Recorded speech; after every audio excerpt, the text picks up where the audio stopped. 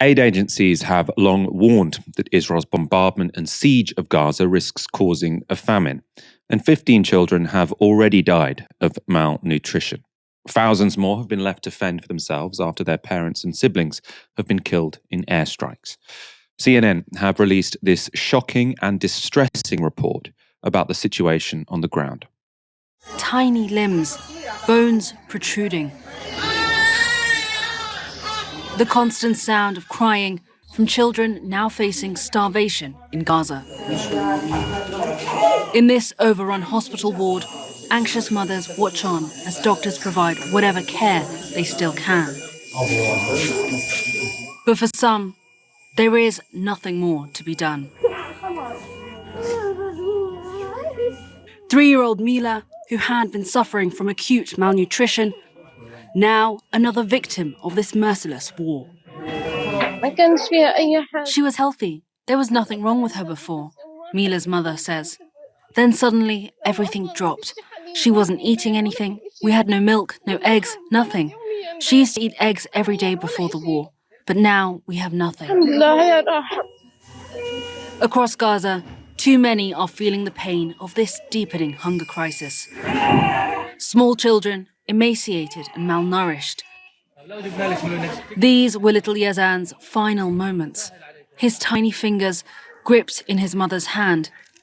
He, like Mila, would not make it. Others are still just barely holding on, but there is no telling how long they will survive. Standing beside Mila's body, Dr. Ahmed Salem says many children at this hospital are now dying due to a lack of food and oxygen supplies. It's an absolutely heartbreaking situation, a heartbreaking report. And it's just, it's unbelievable that this footage is available to everyone right now. That's the kind of, our government is supporting this. The American government is supporting this, an American TV station. Now you can imagine sort of them supporting something and this being revealed afterwards. Oh God, how could we possibly have supported this? We didn't know at the time. It's all being revealed in real time what is going on. If you think of what discourse is like in this country, so in the UK right now, people are saying the idea that lots of people want to go on demonstrations about Gaza is some sign of sort of intercommunal extremist conflict, sort of all these people who must be somewhat extremist because they want to protect the Gazans.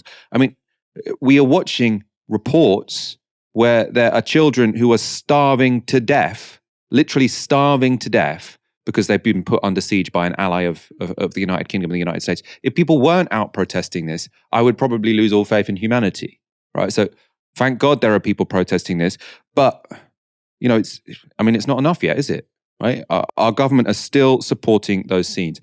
Now, normally as well, when you could make an argument that sort of no famine is a natural disaster, right? You could say every famine is a result of an unequal world system, for example, and that would be a decent argument. But right, normally when you see footage such as that, where there's a famine going on, it's not obvious how it is the fault of another country, right? It's not obvious that this has been caused by human intentionality. Right, often there's some sort of natural disaster or state failure. It's not that sort of people are proactively enforcing a situation whereby people are starving to death, children are starving to death. But in this situation, that's absolutely what's going on. Israel could end this tomorrow by ending the siege of Gaza. They're not, and we're not doing anything to make them. Let's look at the next part of that report. With limited aid getting in, many have grown desperate, searching for food wherever they can. 9-year-old Muhammad says he walks for about a mile every day to collect water for his family. You seem sad. Why? This journalist asks him.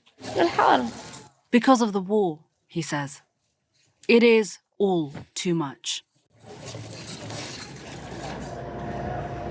On Tuesday, UN experts accused Israel of intentionally starving the Palestinian people in Gaza, noting that the Israeli military is now targeting both civilians seeking aid and humanitarian convoys. Israel has denied targeting civilians and says that there is, quote, no limit to the amount of humanitarian aid for civilians in Gaza.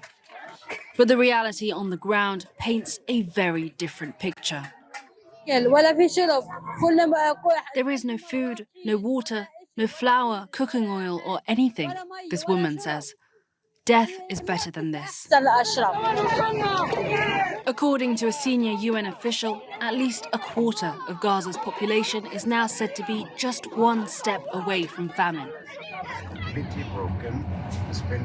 With aid agencies facing overwhelming obstacles in getting the bare minimum of supplies into Gaza.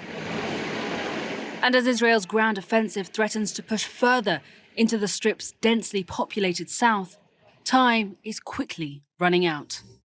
These are scenes that should shame any country that is enabling the Israel government to do this, right? This should shame the entire West, essentially. We are still backing the nation intentionally carrying out this genocidal war. And this is important. We can't claim we weren't warned. This was Israel's defense minister speaking back in October. We are putting a complete siege on Gaza. No electricity, no food, no water, no gas. It's all closed. We're fighting animals and are acting accordingly. So he told us, right? We were told. After now seeing babies literally dying of starvation, those words are just, they were chilling the first time. They're just so much more chilling now, right? Of course, with a genocide case launched against them at the World Court, Israel isn't quite so open about its intentions these days. You don't get, the literal head of the army, someone on the war cabinet, Yoav Gallant is, you don't get them sort of standing up and saying, oh yes, we are not going to let any food in there. We are trying to starve these people because they're a little bit more careful with their intentions. This was a spokesperson for the Israeli Prime Minister speaking to Sky this week. Do you think that you were doing a good job in making sure enough food is getting into Gaza? We're doing a better job than any other Western military in the history of urban. Do you think you're doing a good enough Is job? the benchmark perfection? No, is the benchmark perfection? It's not starving to But what's the benchmark? I'm asking you. I do the questions, if you don't mind, and you answer them. And my question is, do you think you are doing a good enough job in stopping kids from starving to death? If you judge Israel to perfection, the answer is no. Nobody's perfect. But if you take what Israel's doing and you look at what the UK, the US, the international coalition to defeat ISIS has done, if you look at historical wars, Israel's doing a much better job. So the line that stood out from me there, if you look at historical wars, Israel is doing a much better job. Right? And we talked about this before on the show. Sort of one analysis of the contradictions of Zionism is essentially a project from previous centuries in the 20th and 21st century, when sieges, when genocides have become taboo, quite rightly. In the past, you could do that kind of thing and get away with it, right? You could mount a siege against an enemy population and try and starve them into surrender. I was Googling this today, actually, sort of famous sieges from the past. So it's the siege of Stalingrad, which is sort of the most sort of recent example, which is sort of iconic, and I think around 1 million people died, essentially. The Nazis stopped any food going in and out of a huge Soviet city. But now sieges are frowned upon, right? You shouldn't do a siege. You shouldn't block food from getting to a civilian population with the intention of achieving your war aims, which in this case, I think, is sort of pushing them out of a piece of land you want, right? Yes, it might have been acceptable in the 17th century, but we're not in the 17th century. I mean, Aaron, what do you make of this? We keep hearing this, sort of the Israelis saying, yes, this is very bad, but this sort of stuff was quite normal in history. Why are you judging us? Why aren't you judging us against these historical cases? It's really, I mean, especially sort of when we're talking about this in the context of those appalling images from that CNN report, it seems very criminal, right? Well, it's not just criminal, it's evil. I mean, that woman is evil. I don't think we use that word enough. What's happening is evil. If you're endorsing and supporting it, that's evil. Tens of thousands of innocent people have died, 10,000 plus children. There is clearly, we can talk about genocide, there are clearly war crimes, clearly collective punishment, and there is clearly ethnic cleansing going on. And I think the end game is to send many, many people into Egypt and for many more people to die. To basically degrade, quote unquote, the population of Palestinians in the Gaza Strip as part of a broader long-term strategy for Israel. It's evil. That's what we're seeing. And I know obviously the left tries to be analytical, journalists as well. Step back, don't use moralizing language. But I don't know how else you'd want to describe this.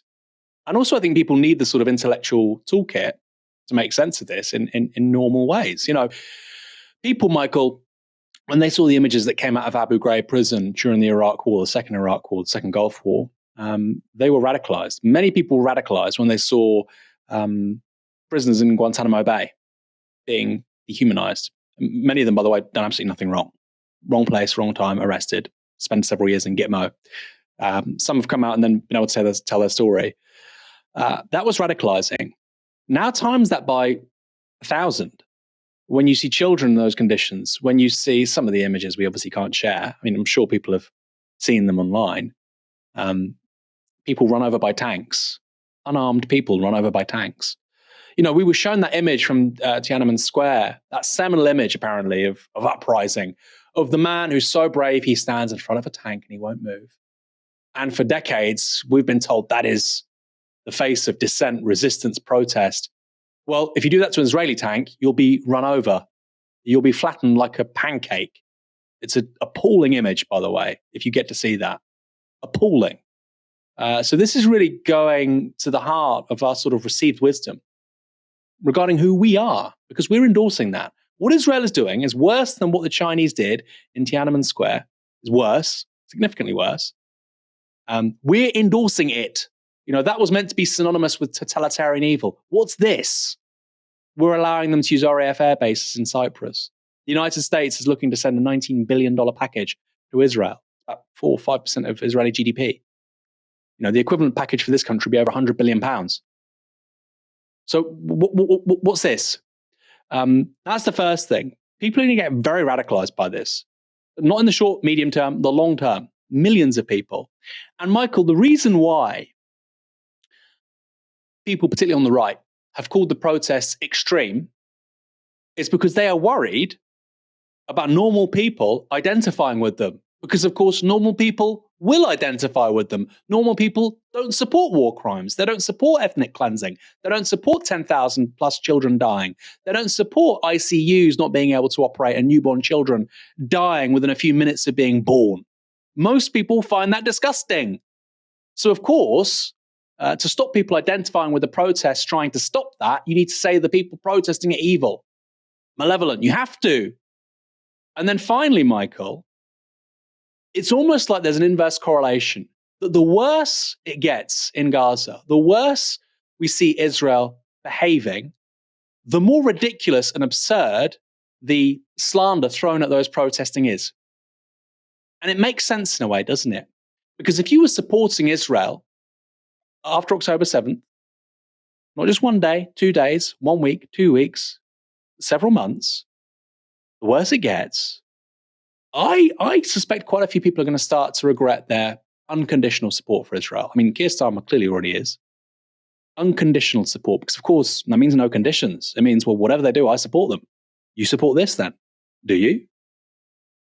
And so rather than have to take a step back and say, I was wrong to say that I unconditionally support Israel, you're going to see people to almost assuage their own guilt and to assuage the historical record. Well, I didn't protest because, of course, the people protesting were, you know, all anti-Semites. And I said at the top of my response, this woman's evil, and I think she is evil. Of course she's evil. You have to be evil to talk like that in response to children dying of starvation. Well, if you want to call me anti-Semitic, you go right ahead, because I don't care. I don't care. 99.9% of people out there, psychologically healthy, normal people, don't think kids should be starved to death. They don't think they should be subject to collective punishment. It's not about whether one's anti-Zionist or, you know, pro-Zionist or whatever. It's a disgusting thing to inflict on children. It's being done by Israel. It's being done intentionally as part of a broader strategy.